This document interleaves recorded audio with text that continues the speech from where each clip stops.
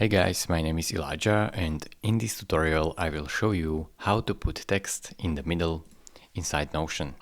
So first I will write 1, 2, 3 and show you that every single one of these is a block of text. Now I will move this second block of text right next to the first one. When I see this blue line appearing, I will release it, and the same thing I will do with this third block. Just release it. Then you can see that I can delete this 1 and this 3 and only 2 remains. I can then type my text and center it. Just go right here, and when you find this little line, and just drag from the line and center your text where you want it to be. You can drag it anywhere basically.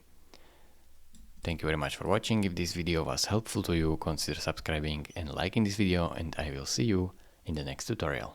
Bye bye.